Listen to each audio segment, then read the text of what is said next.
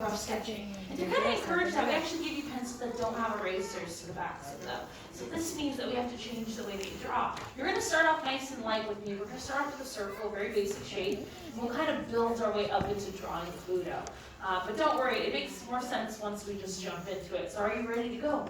Yeah. All right, so we're going to start with that circle. You want to go toward the upper portion of the page, leave room for the muzzle. And I'm keeping it super nice and light up here. Drawing in a bunch of these light loose lines to get this circle. Don't worry about making it look too perfect, just because we're drawing a lot of other shapes to build off of this. We just need kind of a shape to start off with. But once you have the circle, go ahead and cut it in half, vertically. Starting at the top, stretching a straight line all the way through the bottom. And I actually want to extend this line underneath the circle as well. So it kind of looks like a lollipop. Makes sense. Pluto's an angel and a cinnamon. Now right underneath the circle, I'm drawing in a horizontal guideline. So it'll give you these two quadrants underneath here. And in these two spaces, I'm going to draw in these two ovals.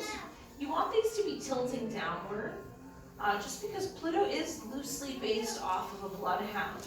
So he's got that really kind of like sloping or like muzzle that kind of just like droops downward. I want to make sure that shows in our sketch. So once you have like the Easter Bunny doing a handstand on your page, this is our start of Pluto. I know it doesn't look anything like him, but don't worry, it will, I promise. So where these two ovals touch, we're actually going to draw in another oval. And I bet you could take a guess at what this is, huh? Yeah, it's the nose. You're on the nose with that guess. So just for the nose, we want to start going back in and locking it in. And for those of you who don't know what locking in means, it just means to use darker lines to make the nose stand out. So because we don't have erasers, we need a way to make the features of Pluto's face, kind of stand out more. So we use the contrast of these dark lines to make them pop. And in the result, by the end, when we add in more features, we're going to see more of these dark lines rather than the light lines we started off with. But what I love about the nose the most is you can actually shade this in, and it hides a lot of the messy lines that are behind there. Right above the nose, though, we're going to start drawing in some muzzle lines for our Pluto. And these lines are just helping us show that, his snout is sticking out towards us. And he actually has 3 of these lines. And as I go further back, further upward in my drawing with these muzzle lines, I'm actually making them a little bit shorter. So it kind of looks like you have like a little floating stack of alien pancakes. That's what you want I know it's a really weird reference, but it's totally true because you want that to have that kind of effect. From this top muzzle line, here's where we're going to start drawing in the cheeks. I think of these as like sideways C shapes. You can also think of them as like rainbows on their side, like tilted in a way.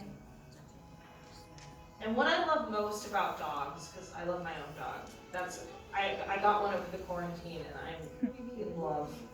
In fact, I almost didn't come to work because she didn't want me to come to work. I'm kidding. She was also really just tired, and I was telling Josh that we woke up, she went to go outside, she ate breakfast, and then went right back into my bed and was like, it's bedtime still.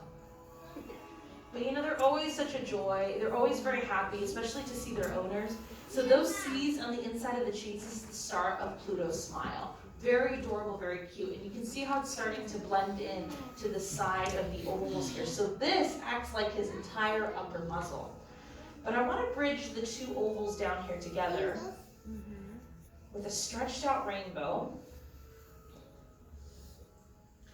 And then at this point, we can go back around and take your favorite line from these ovals and kind of darken it up so we can see that muzzle for him.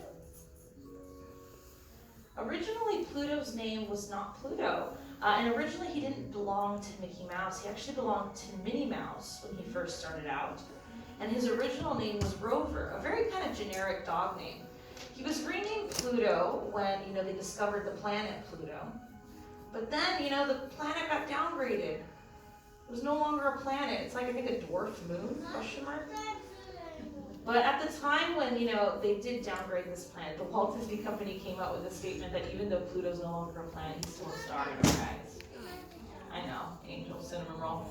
We have the upper muzzle. We need to figure out where the lower muzzle is going to sit. So I'm going to start right here from the sides of the cheeks.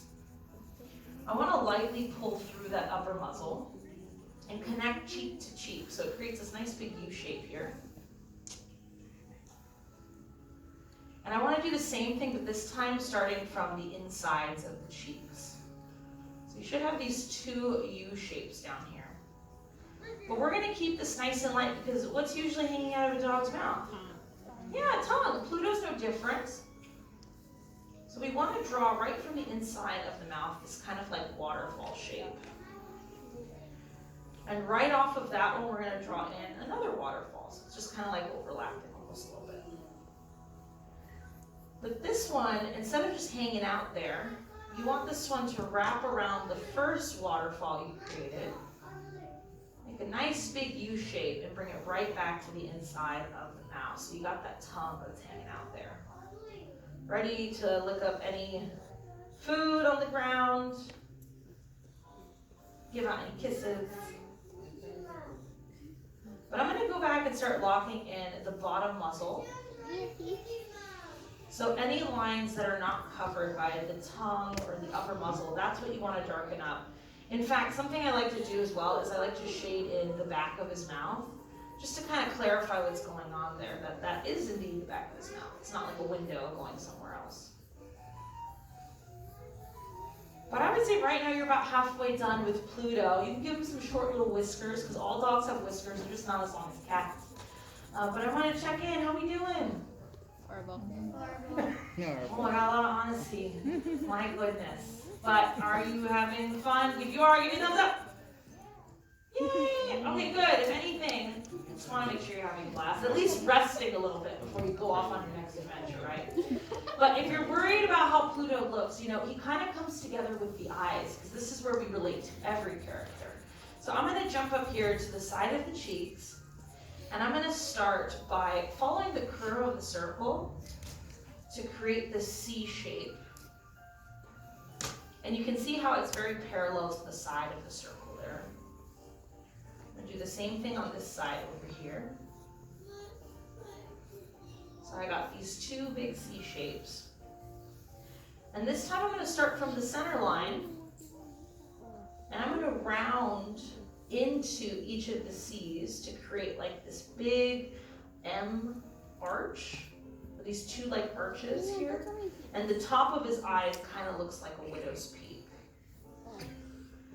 And so like I said earlier, Pluto is loosely based off of a bloodhound. And he does have a lot of focus, especially when he's trying to, kind of alert Mickey to like chipmunks or sea lions that are lost in his house. So I want to make sure that I darken up the center line there in between the two eyes.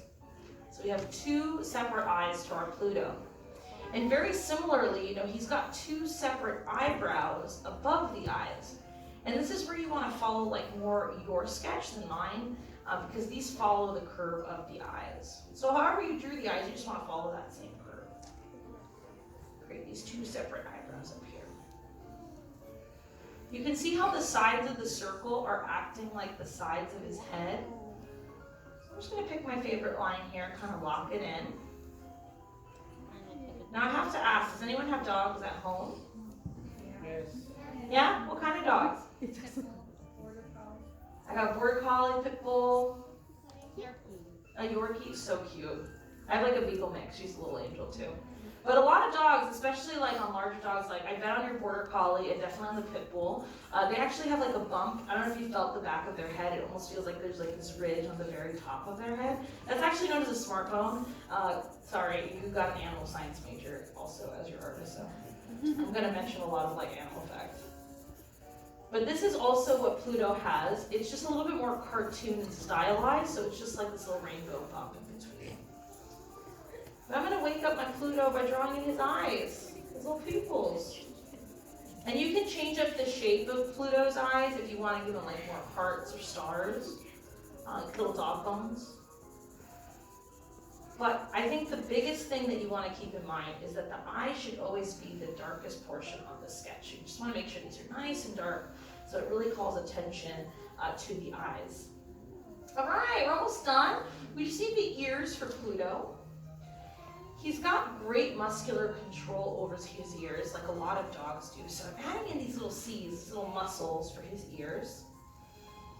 And I always like giving him a flow to the ears, like he heard something or, he's just super excited about stuff.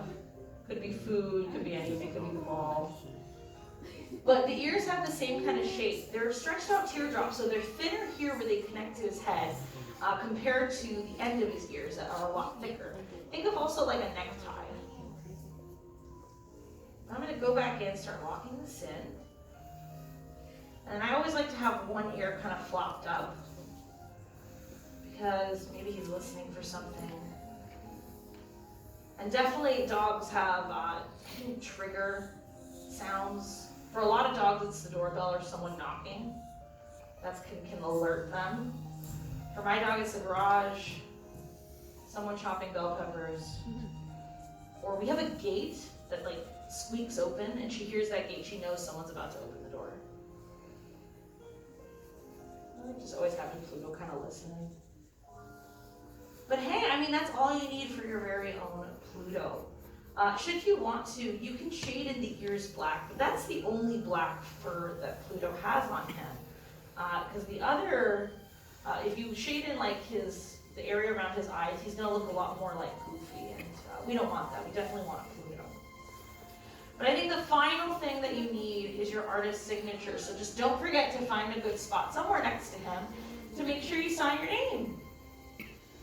All right, but now we have the completed thing. How did we do in the end? Great. All right, I got more grades. I got some goods. That's great to hear. Did y'all have fun? Yeah. Huh? You accidentally made. I mean, that's okay. They're very similar, so it's totally understandable.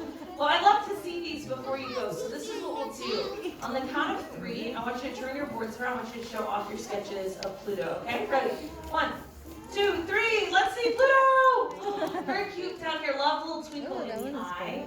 Excellent work. Nice job with the whiskers. Look, it's so cute. I love all the tongues. His eyes look so big. Oh, he's so happy. These are so cute. Look over here. Great job with the eyes. They're looking doggone good over here. Give yourself a nice big round of applause. These are amazing. Congratulations. And the best part is you now get to take this home with you. So just don't forget it as you're exiting out. But if you want to come back for another character, you're always more than welcome to. But we hope you have a great rest of the day in class is dismissed. Thank you. Big round of applause for your amazing artist, Sarah. Thank you so much for joining us this morning in the Animation Academy. Those drawings are souvenirs for you to take with you. If you don't want to keep your drawing, we do have a recycle bin just down the ramp as you exit. We just ask that either way you are taking your drawing with you. We are going to start setting up for our next class, so at this time, make sure your drawing board is back up against your seat with the pencil in its spiral, and return any extra paper you brought to your seat at the beginning of the row. Please make sure on your way out you have all of your belongings, as well as any trash you may have left behind. Your exit doors are the same set of doors that you came in through, and they're now open for you. If you're curious about any other characters we draw here, our full schedule is posted in the courtyard.